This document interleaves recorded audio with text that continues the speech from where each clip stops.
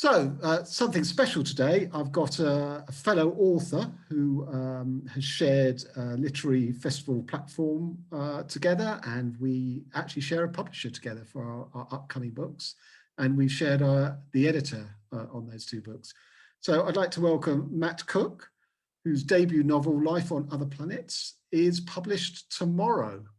That's why this is a special occasion. So Matt, how are you doing? Or more pertinently, how are you feeling? 24 hours to go. I feel really good, actually. A lot more kind of, I think, together in my own head about the whole process. Sort of a few weeks ago, it all felt still a little bit abstract and a little bit unreal. But then I think a lot of it's from Twitter. I think people start to kind of take it seriously suddenly. People respond in a much more real way, and you kind of idea of people actually kind of reading this and responding. Yeah, I mean, once they see things like the cover and stuff, it does become real. Exactly. So, well, I did a video the other day, a little unboxing video, which I'd kind of thought I'm not going to end up doing one of those, and then I did do one. And it got a load of people kind of excited, just not even about the book, just happy for me. And I kind of, I'm not used to that really, that sort of social media. Usually on social media, I'm just kind of spying on other people, but it was nice. So here's the actual finished article. So congratulations. Thank you. Very beautiful. Just to say, we will be talking about it later. I haven't read the final version. I read a reasonably late draft, but I'm looking forward to reading the finished product. But, you know, we're going to talk about books, not our books, other people's books to begin with. My first question is sort of has a follow-up, but I want to ask the first part first is, when you're on a serious writing and editing jag, are you reading other books, you know, while you're doing that? Yes, usually. It depends on what kind of phase, I think. Sometimes if I'm just really, when this book was written over a long time with a lot of different phases. Yeah. And there were times when I was kind of crawling through it and reading a lot. And then there were times when all I wanted to do was think about this, and every spare minute was completely immersed. But usually I've kind of strategically, I've started and not finished a lot of books. Okay. And I've often picked a strategic book that was important for a particular mindset of that part of the narrative or that phase of editing. So a lot of my reading tastes changed a lot from the beginning of writing this. So it's a 5-year period probably. What I was reading at the beginning, very, very different to what I was reading at the end. And so the approach to what I was looking for in the manuscript was completely different. At the beginning, it was a lot of kind of character and core kind of plot point, structural stuff. So I was reading, well, I'll come on and talk a bit about what I was reading at the time. Much later, it was things like Ben Marcus, who I know you like, and looking with a very different eye. Not that he doesn't prioritize those things, but what I was finding in his books, both short stories and novels, was very different. Probably one of the things that I may be doing arguably more than reading is listening to other writers in interview. And a lot of that is just like of an evening when I'm doing just house jobs, tidying up after the day. What shall I listen to? I don't want to listen to someone else's fiction because it will scramble me, but listening to them talking about how they write, I find kind of helpful, kind of soothing. But it's soothing. Well, soothing in the sense that they often talk about the struggles of getting through something. And Ben Marcus particularly is really good at sort of making his process seem transparent and talking about his own insecurities and how he rationalizes his own process and overcomes obstacles and things. And when you see someone else, it's almost like you're seeing them writing in real time. It just makes the process just feel less onerous, I think. I think going ahead, that's going to be interesting for you because you've done this now. You've seen it through from beginning to end. You've got that under your belt. Therefore, I wonder if you'll still feel the compunction to get that little bit of, you know, affirmation from other writers because you proved it to yourself. That's a good point. I think I probably won't be looking that kind of deep insecurity that you often need to kind of fill with something will have gone.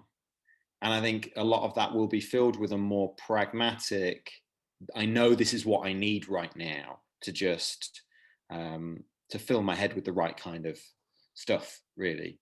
And it changes a lot. Sometimes I just really feel like listening to audiobooks, and sometimes I just don't have time to read, and so that is by necessity, and it fluctuates a lot.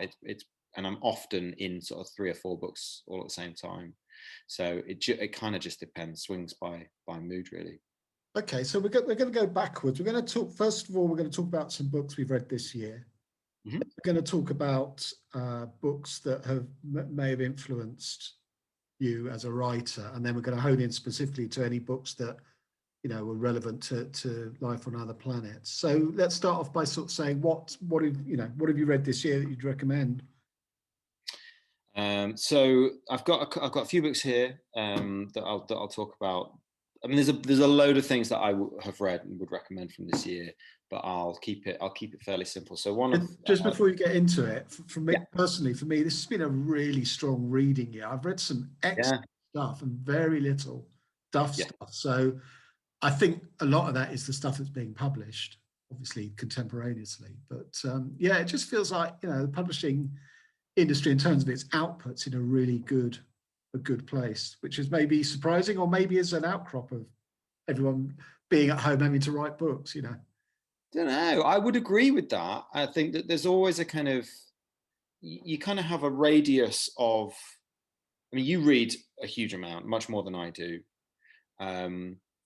So you'll have actually tangibly worked your way through more of the books than I see, but you kind of get a sense of what you've read, but also what you've seen that you want to read, and then what you've seen people shouting about, and then just the general, in the distance, other stuff that's knocking about. And it does feel, even though I've not read everything I've seen that I want to read, it does feel like the quality of output, my to read pile is bigger than it's ever been, really. There's a lot of stuff that I've wanted to, I'm having to constantly kind of go, I don't buy that as well, you know, get through some of these, which again, you kind of shouldn't do, but it does feel like there's just so much good stuff to read. Yeah. Go on, hold one up. Let's have a look. Okay. So I've not finished this yet, but Drew Gumerson's 7 Nights at the Flamingo Hotel is a kind of experimental second person journey through a very strange world. I'm gonna struggle to do justice to contextualize and explain this, other than to say it's very funny, and I'm enjoying it a lot. It's American, Canadian? No, so Drew Gumerson, I think he lives in London. Oh, okay. He's a Brit, and I think this is his 3rd book. Has it just come out? Is it this year? About 2 months old. So okay. This is Bearded Badger. I don't know whether you know of Bearded Badger or not. No. I think Derbyshire-based micro publisher. So they run like a little pop-up shop with loads of indie books in it. And this was their first release. I think they've maybe got a couple of poetry books as well. This is the first proper fiction release, I think. And it's all quite new. I think it all kind of came about during the whole kind of pandemic year, a bit like Lent, really. They started it at the beginning of that and got this out, and rightly have kind of been going, hey, look what we've achieved. And it is brilliant. It's really, really good. That sounds good. It's very dark, and there's a lot of uncomfortable physical intimacy in it, which is all right by me. I mean, the premise is you are kind of, the little caption, I don't know if you can see it, this is it, you are awake, Hotel Flamingo's resident dishwasher. And the premise is you're kind of the dishwasher, kind of moving through these kind of environments. It's got shades of Owen Booth, and you go through these little experiences and vignettes, constantly kind of changing your kind of take on it. You go into these little micro worlds all the time, and the character of the dishwasher, or your sense of being the dishwasher, in practical terms, practical hotel terms, is relatively light. It's more of a device to allow Drew to kind of play with a lot of very unexpected kind of social encounters and to call it situations limits it, but it's late and I'm going to struggle to do a better job than that. That's right. So No, I mean, funny and interesting and very unusual. I mean, it's absolutely cracking book from a brilliant sort of champion of indie books in the UK. I'm sold. I'm gonna do a little reading around it, and it'll probably end up in my basket. Okay, so I'm going to offer you 4 books by the same author. Yeah. I'm doing something that I'd never normally do, which is, having finished a book by an author, I've gone on to read other books immediately by the author, which I say almost never do. They're not contemporary. They're from the 1970s. They're from Italy, by an author called Leonardo Sciascia. Yeah. And they're, as you can see, they're all very thin. They're very quick reads. Equal Danger, The Day of the Owl, 2 novellas, The Night and Death, and the other one's called And One Way or the Other. And then a non-fiction called Themorrow Affair. And these books are all about Italy of the 1970s. They're about the politics of that kind of, it was almost a failed state. And it was also a one-party state. And it had states within states, such as the Catholic Church, the mafia, the Red Brigades on the right, on the left, whatever the far right terrorists were called, the P2 Masonic scan. I mean, there's just like everything. And he dissects all of that brilliantly, and really gives you an idea of, it doesn't really matter who the faces behind these things are. It's the actual power, the struggle for power and power itself that renders all these events. For example, in the Themorrow Affair, this was the ex-prime minister who was head of the Christian Democrats, who at the time were pretty much a one-party state. I mean, they did rule in token alliance with other parties, but they dominated for 30, 40 years. He's snatched by the Red Brigades, held for 55 days, and then executed. And it's a brilliant analysis of in a way, how that was inevitable. The sort of the configuration of moves for power on all sides made it incredible. And what it makes me yearn for is some sort of equivalent of British politics, which we just don't have. There's nothing, is there? There is no. I mean, I don't know what you'd consider to be. I don't know who would do it. I feel like Will Self would be the perfect person. Well, David Peace wrote GB84 about the miners' strike, which is great, but it was at a pivotal time when the whole sort of class analysis of Britain was changing. So it needs not that book, but I mean, the analysis needs updating for where we are. And the whole thing about, sort of online activism and hounding people, we need that. And but as you say, who would write it? I don't know. But Scaccia is just wonderful, and he's also very literary. Yeah. There's a literary tint to the analysis, and also to the nature of how power works. It's about language, of course. So they're just brilliant. Highly recommended. Right, that's going on the list as well. Okay, onto your next one. Excellent. Okay, so I can't lift this up because it's an audiobook. Sure. Well, it's kind of 2 audiobooks. I realized I was just not having any time in the evenings to read. There was just too much, just faff and tidying up the house and stuff like that. So I kind of thought, well, I'll get Audible and spend a few credits and see what I get. And I started with Shark, actually, by Will Self, which was incredible. Yeah. Really good. I loved that. And then I got Don Delillo, Mao II, and now I've almost finished Libra. And I've kind of come to Don Delillo pretty late, but there is nothing that makes me happier than kind of trudging around the house at night, when I have to trudge around the house at night and just kind of kill an evening doing graft, which doesn't happen that often, but those kind of strange sort of late nighty bits when you're kind of pottering about. Don Delillo with headphones on. Yeah, with headphones. So just okay. kind of just moseying around, being in these kind of strange headspaces. I mean, he just is an incredible writer, and there's no point really. So Mao II. Have you read Mao II? I have read everything by Don Delillo. Right, he was really formative for me in my, I don't know if it was late 20s or early 30s. Right. And the thing that he's so good at is opening scenes. Absolutely, Mao II is one of those books. So that opening scene. Moonies, they don't like being called Moonies in his account, do they? But no. This mass wedding in the baseball stadium is just incredible, and I was fundamentally hooked. And you kind of don't come back to anything quite like that throughout the rest of the book, you're really just with, I forget the writer's name, the famous reclusive author, and the photographer that's trying to take photos of him Yeah. with just capturing just author portraits. And the analysis of photography in that, and just the state of mind of a writer, you'd kind of think, well, you can't plumb it. Surely you can't mine it for as much as he does, but it just blew me away, and I immediately wanted to read something else by him, so went for Libra because it was one of the other kind of best regarded. I'd say Libra, in a way, is his most straight up writing. That actually Underworld, which overlaps a lot with Libra, is far better, and again has an incredible opening scene. And his latest book called The Silence, which isn't great, but even there, the opening scene is fantastic. I mean, it's a very slight book, and really, it's more of a sketch than a novel. It kind of disappeared, didn't it? I mean, yeah, people got all there was a little flash of excitement that I kind of well, the sensed. thing I feel about Delillo, he seems to be afflicted by the same thing as Roth before Roth formally retired, is that their last books are getting shorter and shorter. And I always wonder whether that is because they are running out of things to say because they've written so many books and they've said what they have to say, or is it just that they're such masters and mavens that they don't need that many words to say what they want to say in the new book? I mean, I don't know the answer to that.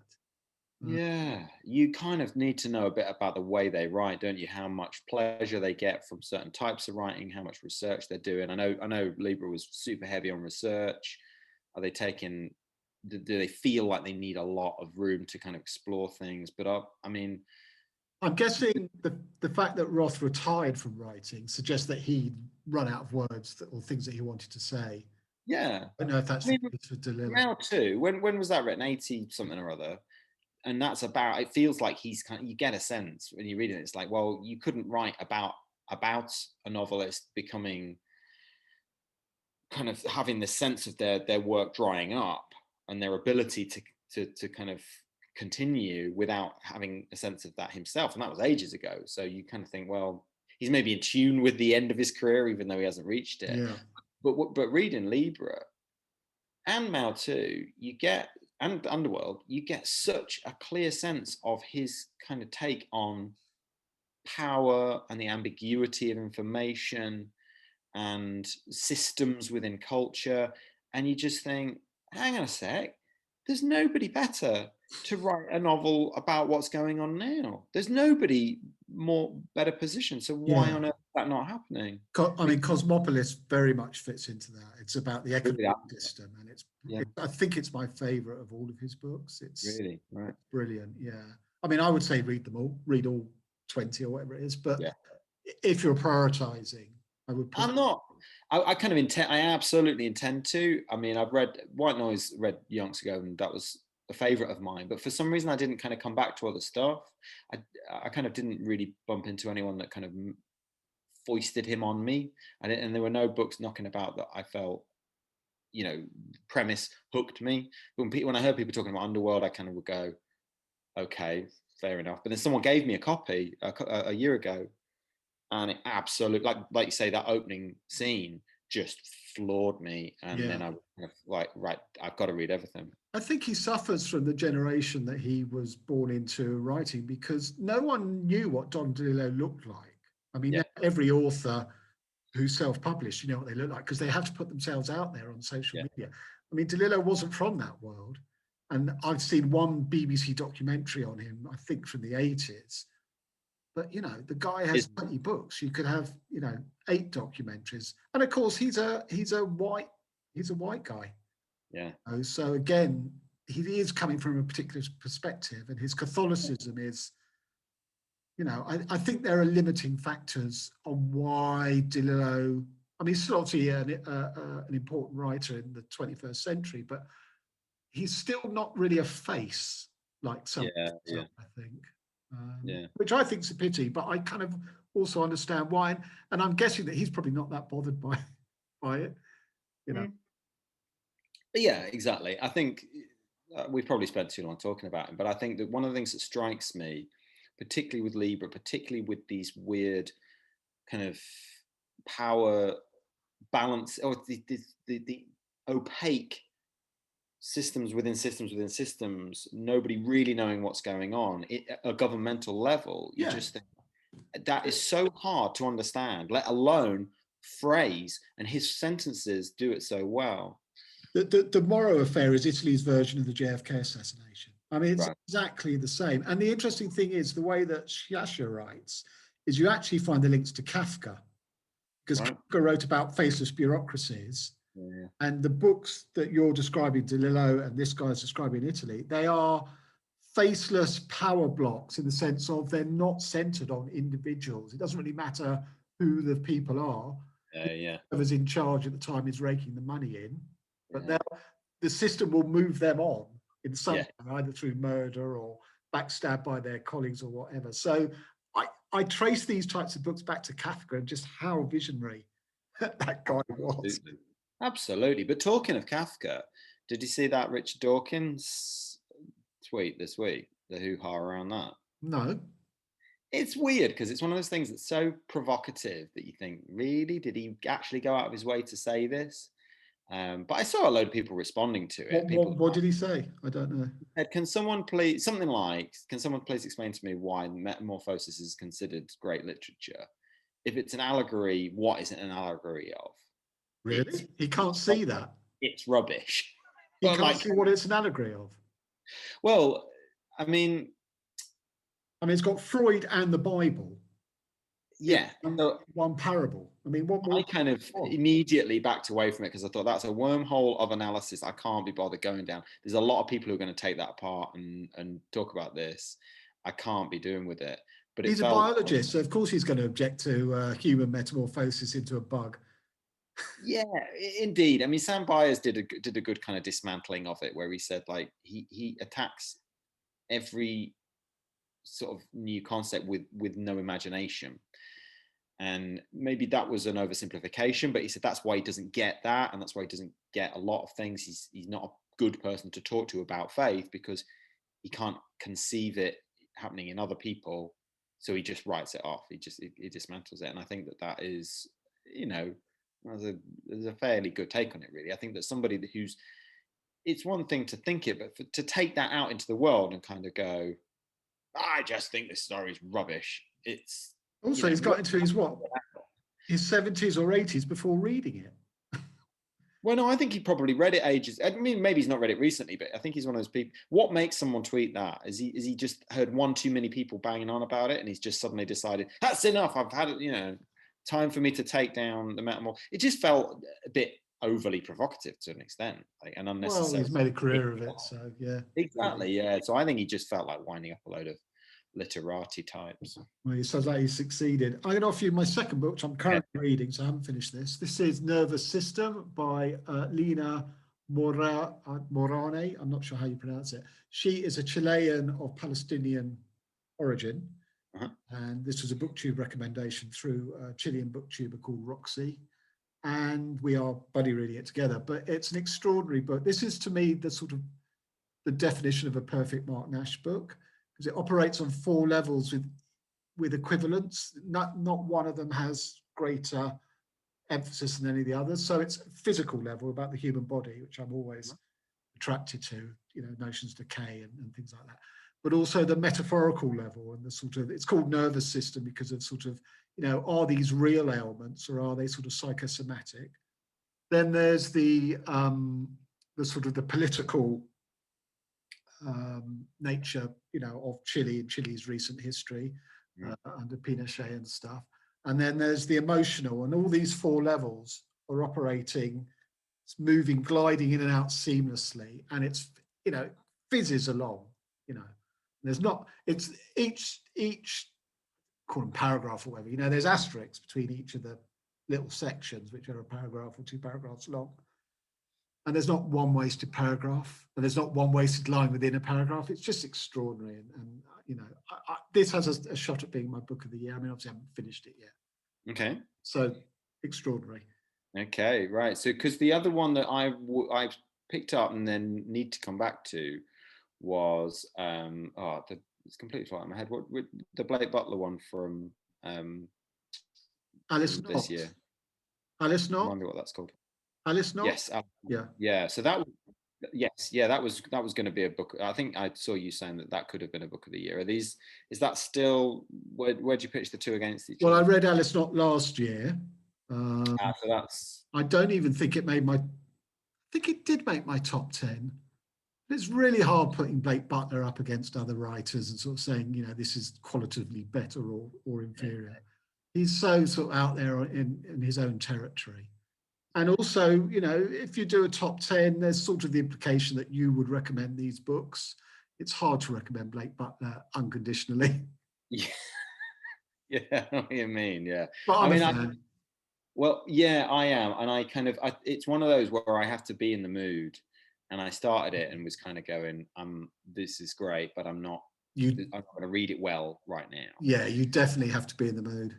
Exactly, and the same is very, very true of the book that I put it down for, which was a Mark Nash recommendation. Ah, yes. Clarice Lispector's The Passion According to GH, which I had picked up, said I'm not in the mood for, put it down, and came back to. And then once I'd kind of bumped through the first chapter, man, it's every bit as sock-knockingly good as you promised it would be. It's the most exhausting book I've ever read, and it's not that long. Exactly, yeah, it's only skinny. Do you want to do the preamble? I feel like you'll do a better preamble explanation of it, or should I? A well-to-do woman, I think, in Brazil, her maid has just quit the job. So she goes into the maid's bedroom expecting that it's going to be a tip and she's going to have to tidy it up. Yeah. And it isn't. It's all pretty tidy, although there's some strange markings on the wall. And yeah, there's a kind of man and a woman and a dog, I think. Yeah. And what you've just described, though, it sort of sounds like that could be the first paragraph, and it's actually like you're on chapter 3. Yeah. And she also then sees a cockroach crawling out of the wardrobe door, which is left slightly ajar. Yeah. And this spirals her into a whole internal stream of consciousness about everything: God, existence, death, decay, the personification of the cockroach in relation to her, fear, dread versus sacredness and holy. It's just extraordinary. And a lot of the style is written where she says one thing and then will immediately in the next sentence say the opposite of it. Yeah, she'll invert it. Yeah. She's basically trying to get to grips with reality and herself, her spiritual self, where that fits in reality. So she's weighing up all these different, possibilities. Yeah. And the language, I mean, I don't know I can't remember who translated it, but they did an extraordinary job to keep up that intensity. Yeah. There's a lot of Clarice Lispector fans on BookTube, I'm happy to relate. And I think most people probably feel that's her best novel. I mean, I will go back to other things at some point and kind of explore her, because her short story, my brain's just not even working. I'm trying to think now what it's called. The Fifth Story? Is it called? Do you remember? I haven't read her short stories. No, because I had it in my personal anthology, Jonathan Gibbs' personal anthology, the other day, and it's about a woman trying to get rid of cockroaches in her apartment. Do you very briefly want to explain the Jonathan Gibbs anthology thing? Yes. So Jonathan Gibbs does a personal anthology. I think it's a personalanthology.com, where writers create a little suite of 12 stories that have meaning to them. It could be stories that are bundled in a theme, or that have just meant a lot to them, or that they think are the greatest stories of all time. However you choose to kind of cluster your anthologies is up to you, really. Mine was a blindsider anthology, and it was I kind of started out by describing a little vignette of ghost trains, and the way that sometimes on ghost trains, kind of the cheaper and nastier the better. You kind of the bit where the track looks like it's going off one direction, and then suddenly you kind of lurch behind a curtain and the track's going another way. Yeah. And you just suddenly you think you're in one thing and you are suddenly carried off, and you realize they have much more control over you than you first thought. And I kind of said, okay, these stories all do that somehow with writers that kind of deliver that blindsider component. So who suggested the theme, him or you? No, you can theme it however you want. So I created that. particular theme, and it kind of, every story loosely adheres to that kind of logic. But one of them is hers, is a Clarice story, and again, it's just interesting that she kind of comes back to. I think I looked up which one came first, and I'm pretty sure The Passion According to GH came first, and she wrote the short story. I think it's sort of the fifth story a few years later, but it's about a woman who is she's looking for a way of getting rid of cockroaches in her apartment, but she opens it with a little preamble. It's one of these similar themes to The Passion, where she is thinking about existence and mortality and the kind of the grotesqueness of vermin and relationship with her space and her power and control, ownership over physical space. And she tries to get rid of them. She uses this kind of, she asks a woman for a recipe, and she concocts this kind of grotesque potion using household ingredients to try and kill them. And she's successful. And you feel like you're winding up because you were told that she says, I'm going to tell you 3 stories. And I think by this point you're on story 3. So that's that. But I won't spoil the ending, but the ending just kind of explodes everything. You think you're coming to a resolution, and like this, you just are, it just shatters everything. It takes all these things and just sends them off in different directions. And you're left with kind of endless stories kind of unfurling out. Yeah. It's phenomenal, and very up my street. I'm very happy that you recommended that. Thank you, Mark. Okay, good. Let's move on now to books that have generally influenced you as a writer, not specific to this novel, but formative books. Okay, so a lot of I think I've kind of had to take a big acceleration of my kind of reading style in the last 5 years, and the things that I was reading way back, well, certainly when I started Life on Other Planets, were predominantly short stories. So, and one of my favorites is Hill, which is George Saunders. So I used to read a lot of American short stories. Okay. Mary Otis, George Saunders. This particular collection is one of my absolute favorites, and that was, I suppose, it's hard to say like which books or which authors were kind of a definitive influence. Yeah. You could distill a kind of world of American short story writing,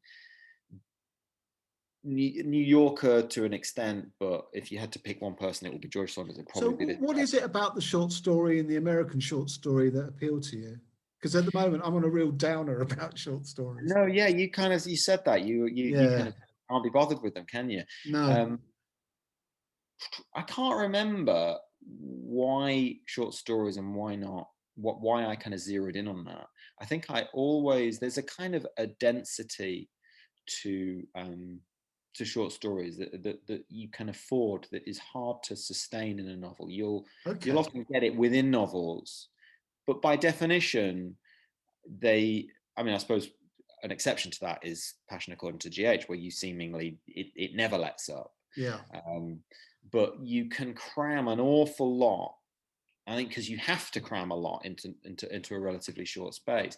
I think you get experiments with dialogue and character and narrative that are all much more kind of ambitious in their attempts to kind of crush things together. All of the elements of writing, they kind of go into an extra highly pressurized kind of logic, and sometimes that doesn't mean that you're reading a story that is that is intense. It feels intense, but I think it expects things of writers. I think you also get a lot of stylists. I'm a big fan of kind of stylists. So Wells Towers, Everything Ravaged, Everything Burned. Have you read that? No.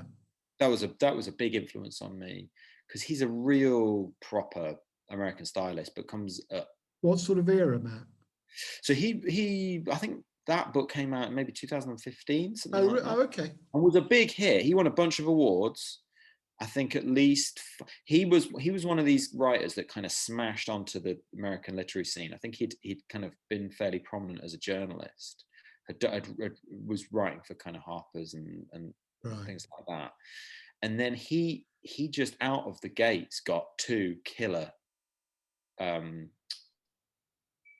placements in terms of his stories. So he had something placed with the New Yorker and something else placed with the Paris Review out of the slush pile, I think.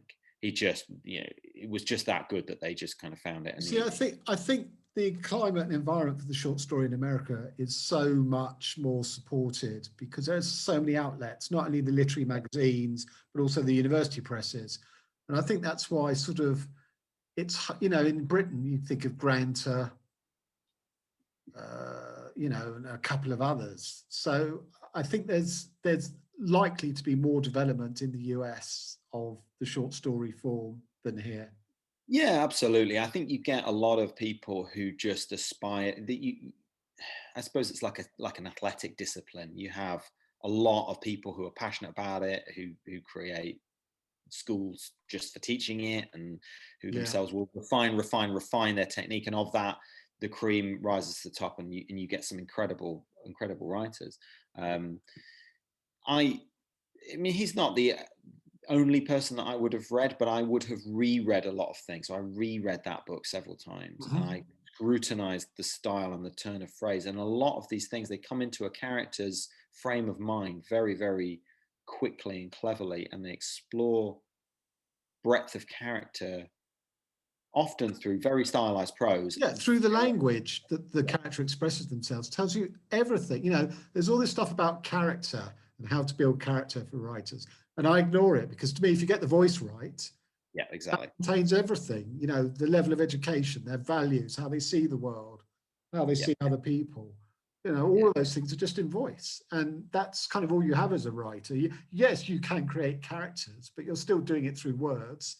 Ergo, you're doing it with voice. So I think voice short circuits all of that stuff about character, really. Yeah, I completely agree. I mean, this is an example. 10th of December. I mean, I don't need to kind of big this up because it was a New York Times, one of their. Well, it's George Saunders as well, yeah. Exactly, and everybody knows him, so half the people will have read this. But what he does with voice in this is really clever, and it's much cleverer than a lot of his previous collections, where he would do amazing things with a single character's perspective, and you'd have your socks knocked off. But then with this, he's fluctuating perspectives within stories so much more. There's at least 3 stories where you bounce between first person perspectives on the same scene. So you come into it from one character's point of view, then you see the same, what's happening from someone completely different, and you get a whole different take, and your sympathies are swaying, and it's not even necessarily all first person. Sometimes he's doing it with close third person, and the way the distinction between true character voice or character thought and voice of narrator is very blurred. And I think if you get that, you could try and do that and get it. There's lots and lots of ways to get it wrong, and there's only a few ways to really kind of get it right. And when you listen to him talking about writing, it's incredible translating that sort of abstracted take into the work itself. And he's always looking for ways to kind of challenge himself and his own knee-jerk feelings, and you do see that a lot in this. You begin to unpick his approach, where he'll go, oh, I'm a character and here's my feeling. Well, actually, hang on, do I really feel like that?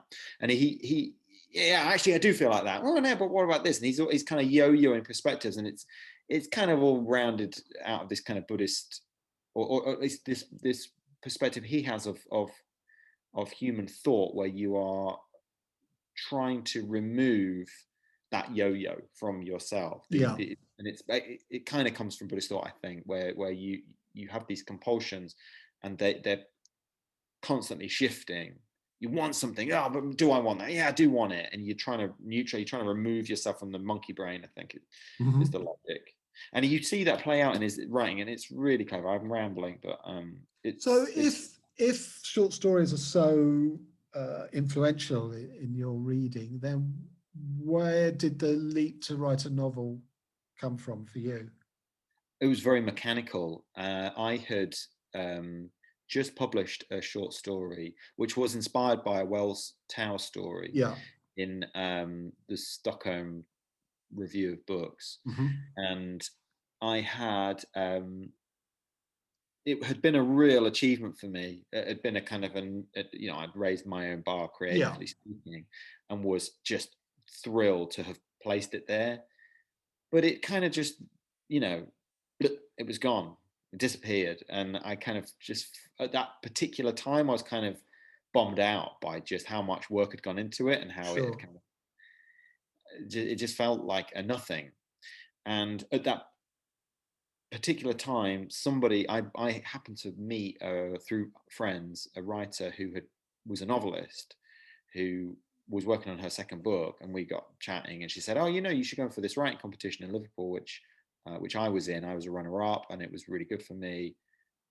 Just go in for it." And I said, "Yeah, I'm not a novelist. I'm more short stories kind of thing." And she said, "Well, come on." And it kind of forced me to just, it felt like a, well, what have I got to lose kind of a Yeah. situation. And I had a chapter, which was the opening chapter of Life on Other Planets, in a drawer. I actually dug out a different chapter and worked on that for ages and ages and ages. And they showed it to my wife, and she said, "You really?"